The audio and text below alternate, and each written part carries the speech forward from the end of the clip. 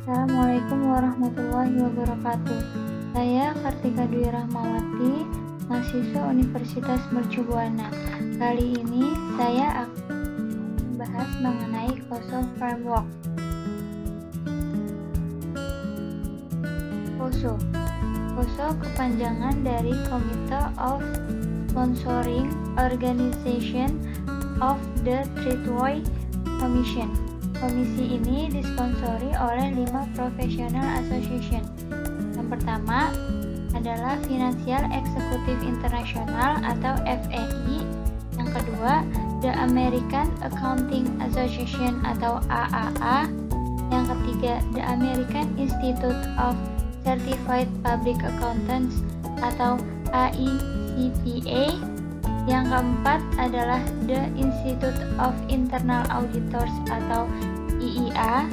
Yang terakhir adalah The Institute of Management Accountants atau IMA.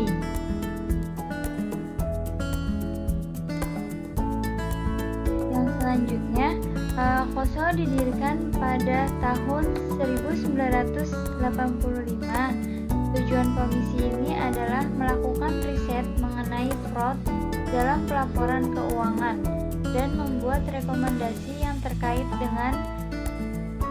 dengannya untuk perusahaan publik, auditor independen, SEC, dan institut pendidikan.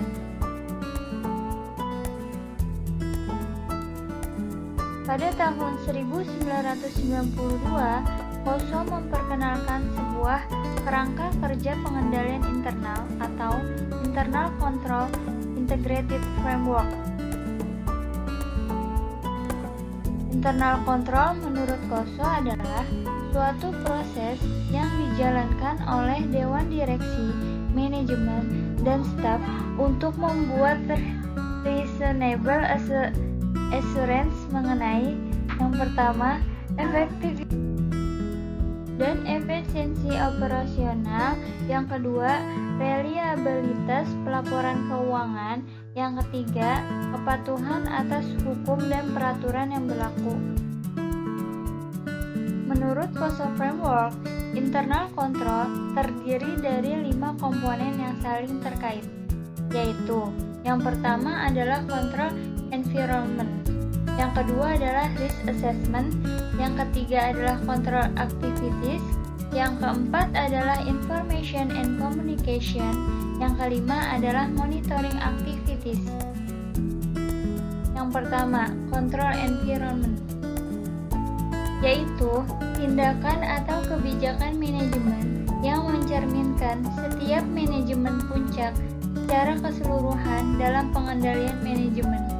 Yang termasuk dalam control environment adalah yang pertama, integritas dan nilai etika, yang kedua, komitmen terhadap kompetensi, yang ketiga adalah dewan komisaris dan komite audit, yang keempat adalah filosofi manajemen dan gaya mengelola operasi, yang kelima adalah struktur organisasi, dan yang terakhir adalah kebijakan sumber daya manusia dan prosedurnya. Yang kedua adalah risk assessment, yaitu tindakan manajemen untuk mengidentifikasi, menganalisis resiko-resiko yang relevan dalam penyusunan laporan keuangan dan perusahaan secara umum. Yang termaksud ke dalam risk assessment, yang pertama adalah tujuan perusahaan secara keseluruhan, yang kedua tujuan di setiap tingkat proses, yang ketiga identifikasi resiko dan analisisnya, dan yang terakhir adalah mengelola perubahan. Yang ketiga, control activities, yaitu tindakan-tindakan yang diambil oleh manajemen dalam rangka pengendalian internal. Yang termaksud ke dalam control activities yaitu yang pertama, kebijakan dan prosedur, yang kedua, keamanan dalam hal aplikasi dan jaringan, yang ketiga adalah manajemen perubahan aplikasi, yang keempat, kelangsungan bisnis, dan yang terakhir adalah memakai tenaga outsourcing. Yang keempat, information dan communication, yaitu tindakan untuk mencatat, memproses, melaporkan transaksi yang sesuai untuk menjaga akuntabilitas. Yang termaksud komponen information dan communication antara lain: yang pertama, kualitas informasi; yang kedua, efektivitas komunikasi. Nah, internal control framework yang terakhir adalah monitoring, yaitu penilaian terhadap mutu pengendalian internal secara berkelanjutan maupun periodik untuk memastikan pengendalian internal telah berjalan dan telah dilakukan penyesuaian yang diperlukan sesuai kondisi yang ada. Yang termaksud ke dalam kategori monitoring ini adalah: yang pertama, pengawasan yang terus berlangsung; yang kedua, evaluasi yang terpisah; yang ketiga adalah melaporkan kekurangan yang terjadi. Kelebihan dan kekurangan internal kontrol menurut KOSO. Yang pertama, kelebihan. Yaitu pertama, pengendalian internal dapat membantu suatu entitas mencapai kinerja dan profitabilitas target dan mencegah hilangnya sumber daya. Yang kedua, dapat membantu memastikan pelaporan keuangan yang dapat diandalkan. Yang ketiga, dapat membantu memastikan bahwa perusahaan sesuai dengan peraturan perundang-undangan. Yang keempat, menghindari kerusakan reputasi lainnya. Sedangkan kekurangan internal kontrol menurut KOSO, yaitu pengendalian internal tidak dapat mengubah manajemen inherent buruk menjadi baik, dan pergeseran kebijakan atau program pemerintah, tindakan pesaing, atau kondisi ekonomi yang dapat melampaui kontrol manajemen. Kontrol internal tidak menjamin keberlangsungan atau bahkan bertahan hidup. Nah, yang selanjutnya yang akan saya bahas di sini adalah manajemen resiko. Pada tahun 2004, KOSO mengeluarkan report Enterprise Risk Management Integrated Framework sebagai pengembangan KOSO framework sebelumnya. IRM atau Enterprise Risk Management menurut KOSO adalah suatu proses yang dipengaruhi manajemen perusahaan yang diimplementasikan dalam setiap strategi perusahaan dan dirancang untuk memberikan keyakinan memadai agar dapat mencapai tujuan perusahaan. Tujuan suatu organisasi menurut KOSO IRM 2004 dapat dikelompokkan menjadi 4 kategori. Yang pertama adalah strategis, terkait dengan tujuan level atas yang mendukung dan selaras dengan misi organisasi. Yang kedua adalah operasional, terkait dengan efektivitas dan efisiensi dari penggunaan sumber daya. Yang ketiga adalah pelaporan, terkait dengan keandalan dari pelaporan organisasi. Dan yang keempat adalah kepatuhan, terkait dengan kepatuhan terhadap hukum dan regulasi yang berlaku.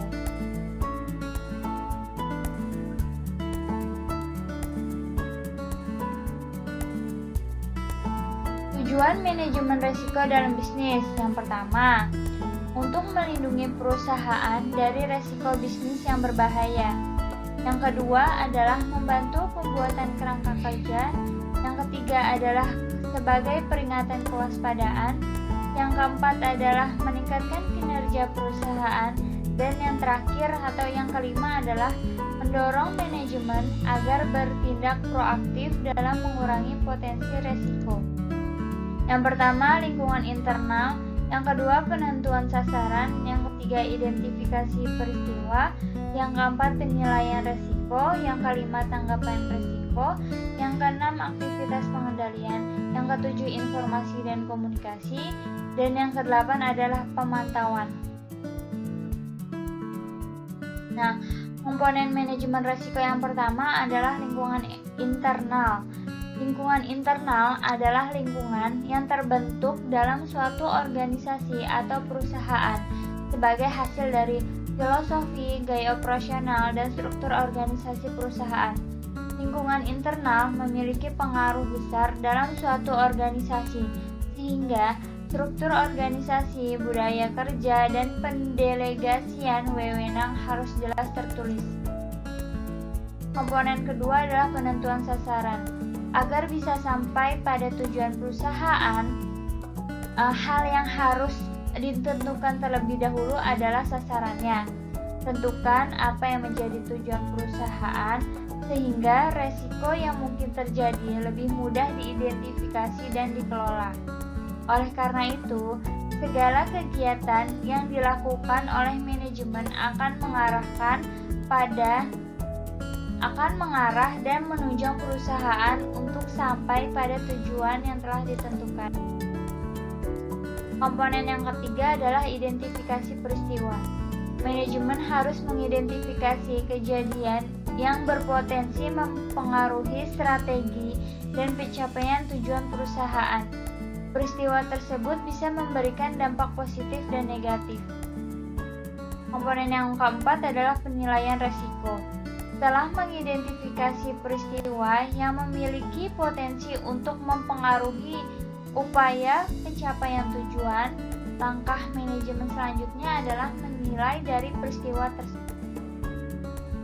Komponen yang kelima adalah tanggapan resiko. Setelah penilaian resiko, perusahaan harus menentukan tanggapan terhadap resiko tersebut. Tanggapan itu dapat berupa menghindari, mengurangi, memindahkan, atau bahkan menerima. Komponen yang keenam adalah aktivitas pengendalian. Proses ini adalah pembuatan kebijakan untuk memastikan bahwa tanggapan yang telah ditentukan telah dilaksanakan dengan baik. Komponen ketujuh adalah informasi dan komunikasi. Manajemen harus mengidentifikasi informasi dan komunikasi dengan pihak terkait, supaya setiap orang dapat menjalankan tugasnya dengan baik. Komponen yang terakhir adalah pemantauan. Pada komponen ini, manajemen melakukan pemantauan untuk memastikan bahwa setiap komponen berjalan dengan baik. Nah, selanjutnya saya akan memberikan contoh mengenai manajemen resiko. Misalnya, suatu pemimpin di suatu perusahaan. Pada suatu saat, pesaing perusahaan melakukan terobosan besar. Nah, pada titik itu, pemimpin tersebut dan tim manajemen harus segera mempertimbangkan kejadian-kejadian yang mungkin terjadi. Kemudian, menentukan apakah dampak yang akan dirasakan oleh perusahaan mereka itu baik atau buruk. Setelah itu, tentukan bagaimana perusahaan akan merespon terhadap resiko tersebut. Yang terakhir, pemimpin dari perusahaan tersebut harus mewaspadai kegiatan perusahaan supaya berjalan sesuai dengan tanggapan yang telah ditentukan sebelumnya. Demikian presentasi dari saya mengenai KOSO Framework. Semoga bermanfaat. Billahi taufiq wal hidayah. Wassalamualaikum warahmatullahi wabarakatuh.